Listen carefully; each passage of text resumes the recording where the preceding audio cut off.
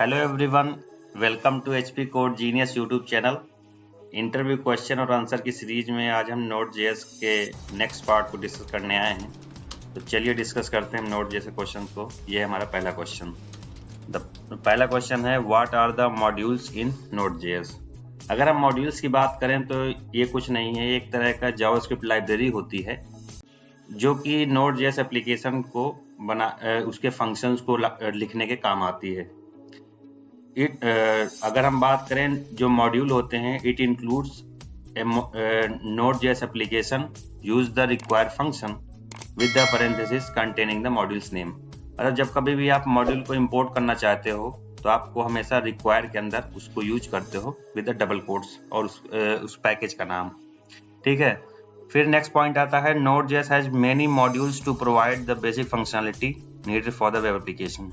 जैसे कि मैंने अपने प्रीवियस लेक्चर में डिस्कस किया था, नोड जेएस आपका एक बैकएंड का एक फ्रेमवर्क है जो कि जावास्क्रिप्ट में रिटन है। इसकी हेल्प से आप सर्वर से कनेक्शन एस्टेब्लिश करते हो और डेटा को गेट करते हो। ठीक है, फिर हमारा ये जो पॉइंट है ये मैंने इसमें जो बताया डिस्कस करें। फिर नेक्स्ट क्वेश्चन आता है what is the purpose of module dot exports. Module जैसे हमने सपोज मैंने कोई भी फंक्शन बनाया है, वो मेरे लिए तब तक वर्थ इट नहीं है, यूजफुल नहीं, जब तक मैं उसको कहीं जाके यूज ना कर पाऊँ। इन सब फंक्शनलिटी की वजह से हमारे जो कोड की रीडेबिलिटी है वो बढ़ती है। तो मॉड्यूल डॉट एक्सपोर्ट क्या करता है, सपोज आपने कोई फंक्शन, सपोज एक आपने टैली करके कोई एक फंक्शन बनाया, टू डू करके कोई एक फंक्शन बनाया, आप चाहते हो कि उस फंक्शन को मैं मल्टीपल जगह पे यूज करूं। ठीक है, तो आप इसको मॉड्यूल डॉट एक्सपोर्ट से उस फंक्शन को एक्सपोर्ट कर सकते हो और दूसरे कंपोनेंट में जाके रिक्वायर के अंदर पाथ पास करके उसको आप इंपोर्ट कर सकते हो। ठीक है, इससे क्या होगा, कोड एक तो आपका रीयूजेबल होगा और इससे क्या होगा कि जैसे आप मॉड्यूल पढ़ते हो, ठीक है, कुछ मॉड्यूल होते हैं आपके कोर मॉड्यूल होते हैं, कुछ बिल्ट इन मॉड्यूल होते हैं, कुछ आपके खुद के कस्टम मॉड्यूल्स होते हैं। तो ऐसे ही कस्टम मॉड्यूल होते हैं जो आप अपने पर्पस से बनाते हो। तो इसमें क्या है कि आप इन नोड जैसे module encapsulate all the related code into a single unit of code that can be passed by moving all the relevant function into the single file.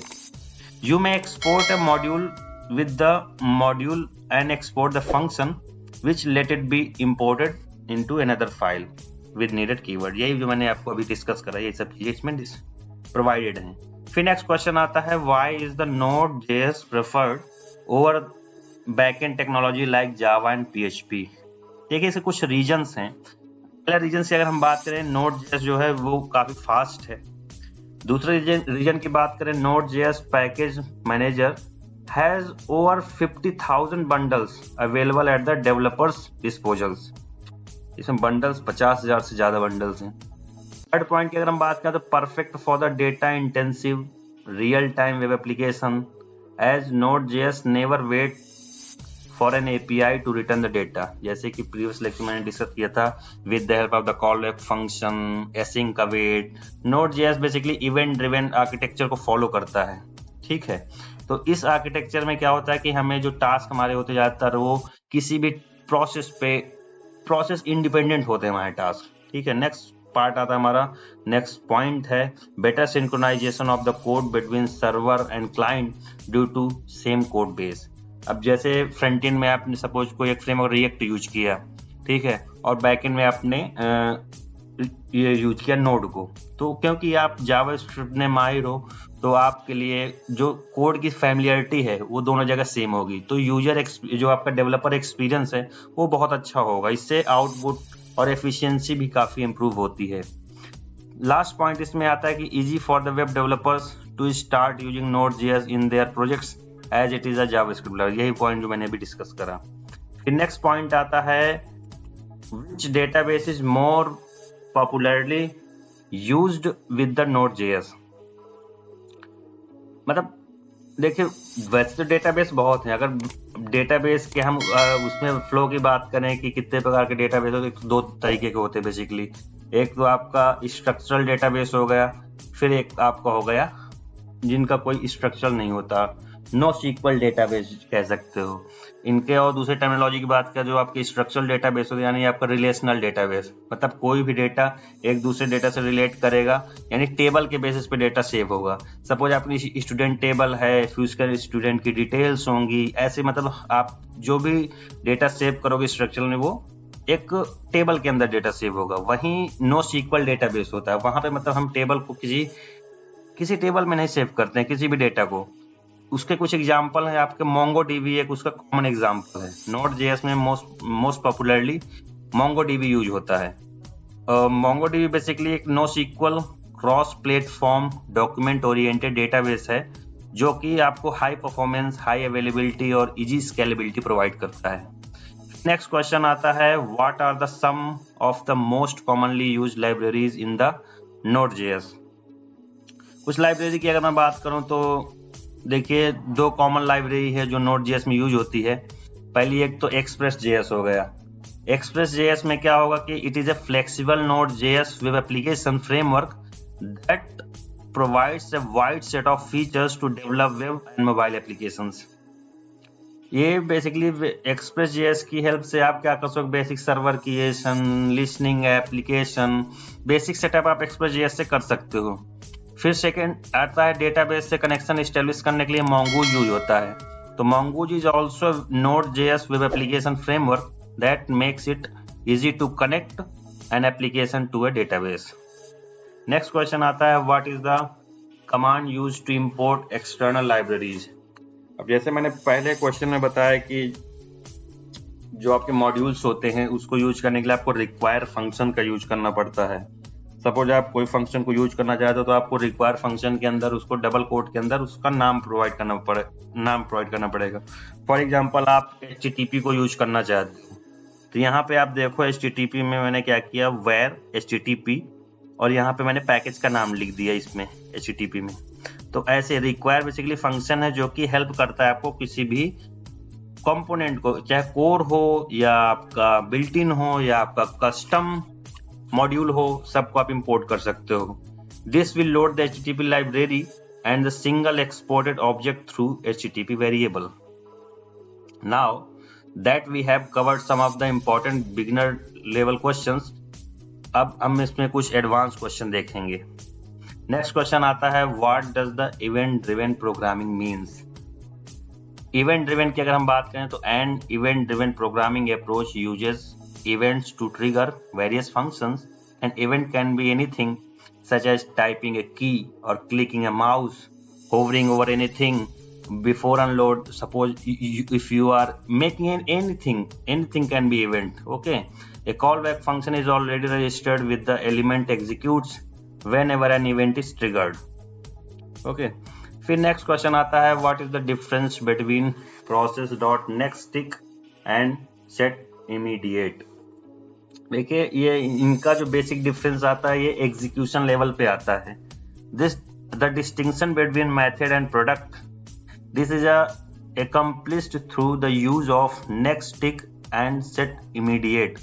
The nextTick postpone the execution of action until the next pass around the event loop, or it simply calls the callback function once the event loop's current execution is complete. जबकि हम इसकी बात करें setImmediate में क्या करता है कि it execute the call back the next cycle of the event loop and the returns the control of the event loop और एनी इनपुट आउटपुट ऑपरेशन। मैंने आपको पिछले वीडियो में इवेंट जो आपका इवेंट ड्रिवन आर्किटेक्चर है उसको कम्प्लीटली समझाया था। तो बेसिकली ये उसी वे में याद, आपको पुराना लेक्चर देखना चाहिए, उसमें मैंने ढंग से ये इवेंट लूप आर्किटेक्चर को समझाया था, आप उसमें देख सकते हो। जब कभी भी आप इवेंट आर्किटेक्चर को फॉलो करते हो वहां पे आपके पास एक बकेट होती है, उस बकेट में आपके जो टास्क होते हैं उसका एक प्रायोरिटी होती है। तो हमेशा क्या होता है कि प्रोसेस डॉट नेक्स्टटिक रन होता है उसी के according as per the task. तो मैंने कुछ डिस्टिंक्शन इसमें प्रोवाइड करे हैं, आप इसको देखो और पुराने लेक्चर्स को भी देखो, आपको डेफिनेटली समझ में आएगा। वीडियो पॉज करके एक बार इसको पढ़ लीजिए। फिर नेक्स्ट क्वेश्चन आता है, what is an event emitter in Node.js। Event emitter की अगर हम बात करें तो event emitter is a class that holds all the object that can emit events. अगर आप फ्रंट एंड डेवलपर हो, अगर आपको फ्रंट एंड में कभी आपने इवेंट एमिटर यूज किया है या आपने जावास्क्रिप्ट पढ़ी, तो जावास्क्रिप्ट में आपने इवेंट लिसनर पढ़ा होगा। इवेंट लिसनर क्या करता है, आपके एक इवेंट को कैप्चर करेगा, उसके रिस्पॉन्स में कॉल बैक फंक्शन को रन कर देगा, ठीक है, या किसी फंक्शन को रन कर देगा। इवेंट एमिटर का काम यही होता है कि वो एक इवेंट को रखता है और उसके बेसिस पे इवेंट को रन करता है। Whenever an object from the event emitter class throws an events, all attached functions are called upon the synchronously। मैंने यहाँ पे एक एग्जांपल अटैच किया है। इस एग्जांपल में आप देख सकते हो, यहाँ पे मैंने एक पहले इवेंट बनाया है रिक्वायर करके। इवेंट्स नाम की एक कोर लाइब्रेरी है, वहां से आप इसको इंपोर्ट कर सकते हो। मैंने यहाँ पे एक वेरिएबल रखा है इवेंट एमिटर, ठीक है, ये आपका एक वेरिएबल है इवेंट एमिटर, ठीक है। फिर मैंने क्या किया है कि एक माई एमिटर को इवेंट एमिटर से मैंने एक्सटेंड कर लिया इसको।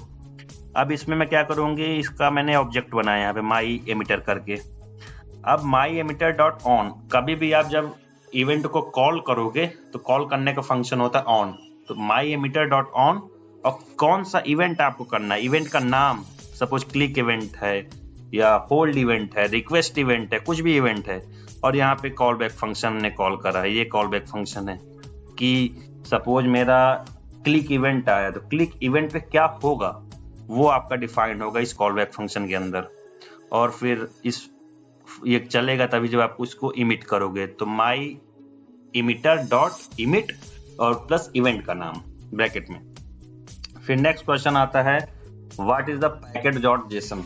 पैकेट डॉट जेसन को अगर मैं बात करूं तो packet dot JSON is the heart of your application. Okay, it will store, ये आपके जितनी भी डिपेंडेंसीज हैं सबको ये स्टोर करेगा और इसके पास इंफॉर्मेशन होती है।